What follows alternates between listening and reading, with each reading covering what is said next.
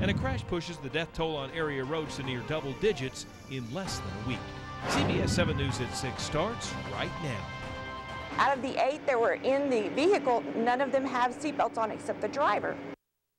It's the common thread for many fatal crashes in West Texas, and medical experts say it's becoming far too common. You heard right. Since last Thursday, a total of 9 people have died in crashes here in the basin. CBS 7's Tatum Guinn followed the path many of these crash victims take from the road to the emergency room. She just discovered what leads the deaths along the way. She joins us now live with our top story tonight. Tatum? Jay, I learned today that none of the passengers that were in this van were wearing a seatbelt at the time of the crash. Right now, these vehicles are at the DPS office here in Odessa. Now, usually when a vehicle is involved in a crash, a wrecker service comes and picks it up and takes it to the yard. However, this crash was so bad that the DPS troopers transported it here to their yard to further the investigation. I spoke with hospital officials today who say that crashes like this one are a story they are all too familiar with. Distracting himself from the tragic reality, a man picks up what's left behind from a wreck that killed 3. 9 men were on their way to work when the driver attempted to turn left, but they turned too soon. A white truck hit the rear passenger side of the van, sending them flying across the road. It's a common thread emergency room doctors are seeing in fatal crashes on our roads in the past year. What we're seeing is a lot of patients aren't restrained.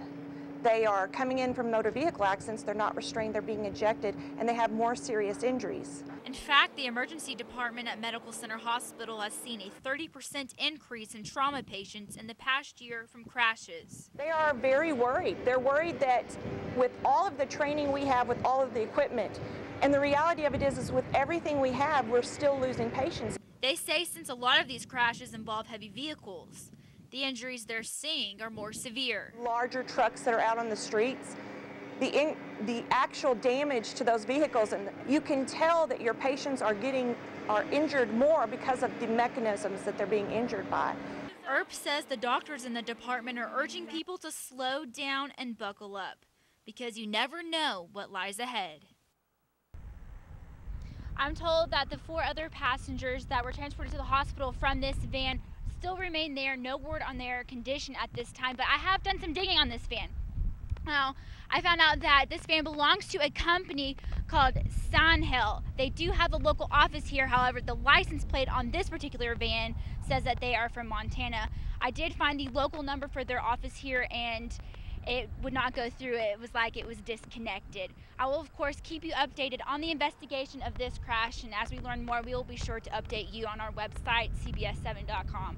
For now, reporting live in Odessa, I'm Tatum Guinn, CBS 7 News.